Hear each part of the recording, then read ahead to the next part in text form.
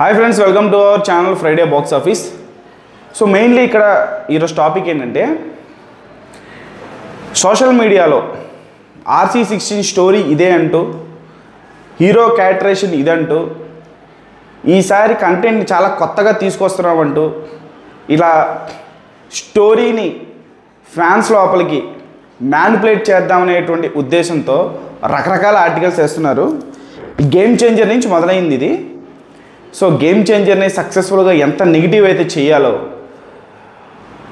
Already సినిమాకి negative talk వచ్చిన తర్వాత మనం ఆ సినిమాని మనం ఏం చేయలేము. ఒక ఫ్లాప్ సినిమాని లేపలేము, ఒక బ్లాక్ బస్టర్ సినిమాని ఆపలేము.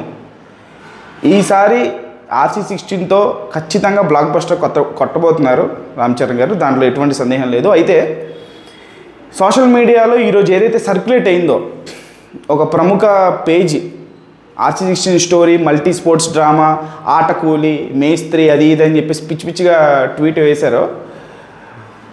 వాళ్ళందరూ మనం ఎంత చెప్పినా ఏం చేసినా సినిమాకి వాళ్ళు పాజిటివ్ చేద్దామని అనుకొని ఫ్యాన్స్ని మ్యానిపులేట్ చేసేయడానికి అనేటువంటి ఉద్దేశంతోనే వాళ్ళు ట్వీట్స్ వేస్తారే కానీ మీరు ఎక్కడా డౌన్ అవ్వాల్సినటువంటి అవసరం లేదు. వాళ్ళకి ఏ నాబొచ్చు తెలియదు. ఫస్ట్ ఆఫ్ ఆల్ వాళ్ళకి ఏ నాబొచ్చు తెలియదు.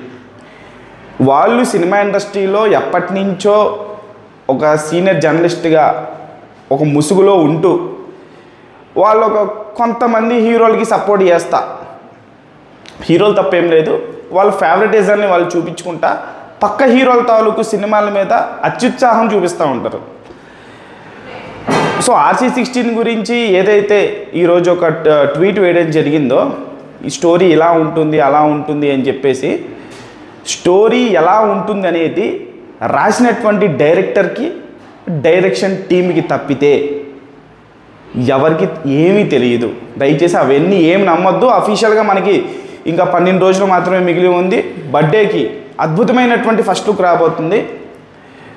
నాకు తెలిసినంత వరకు సినిమా అవుట్పుట్ ఒక రేంజ్లో వస్తుంది. ఎందుకంటే డైరెక్టర్కి ఈ గేమ్ చేంజర్ వల్ల 4 సంవత్సరాలు దొరికిన టైము బుచ్చిబాబు గారికి.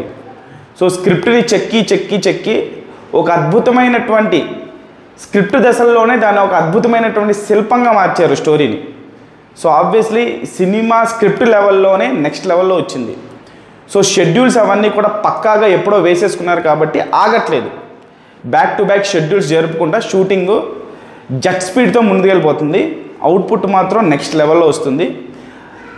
మనం గతంలో మాట్లాడుకున్నట్టుగానే క్రికెట్ తాలూకు షెడ్యూల్ జరిగింది, కుస్తీ తాలూకు షెడ్యూల్ జరిగింది.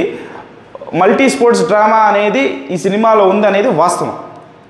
అయితే ఏదైతే కొన్ని పేజెస్ నెగిటివ్ చేయాలనేటువంటి ఒక పాజిటివ్ దృక్పథంతో దీన్ని ముందుకు తీసుకెళ్ళి దాని తర్వాత సినిమాని ఎలా తొక్కాలనేటువంటి ఆలోచనతో ప్రతిసారి మెగా సినిమాలకి కామన్ ఇది, చిరంజీవి గారి సినిమాలకు కానీ, పవన్ కళ్యాణ్ గారి సినిమాలకు కానీ, రామ్ చరణ్ గారి సినిమాలకు కానీ.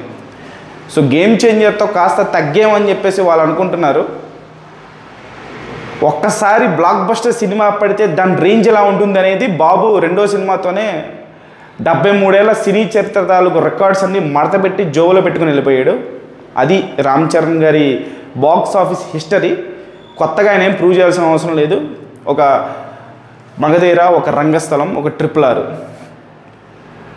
రామ్ చరణ్ ఏంటో, రామ్ చరణ్ స్థాయి ఏంటో అనేది ఇండియా మొత్తం మాట్లాడుకున్నారు. సో RC16 కూడా ఇప్పుడు March 27న బర్త్డే సందర్భంగా వస్తుంది కాబట్టి ఆబ్వియస్లీ ఖచ్చితంగా సిక్సర్ కొట్టబోతున్నాడు. ఎలాగో క్రికెట్ సీన్స్ ఉన్నాయి కాబట్టి సిక్సరే, డైరెక్ట్ సిక్సర్. మొదటి షోతోనే సిక్సర్, స్టేడియం బయటికి వెళ్ళిపోయింది అనేటువంటి మాట మీరు వింటారు. సో అవన్నీ ఏమి నమ్మొద్దు. దాని గురించి ఎటువంటి ఏ నెగిటివ్ ఆర్టికల్ వచ్చినా, సినిమా మీద ఎటువంటి నెగిటివ్ వచ్చినా దాని గురించి మాట్లాడడానికి ఎప్పుడు సిద్ధంగా ఉంటాను, వెనకడుగు వేయను. సో ఛానల్ని లైక్ చేయండి, కామెంట్ చేయండి, షేర్ చేయండి, ముఖ్యంగా సబ్స్క్రైబ్ చేసుకోండి.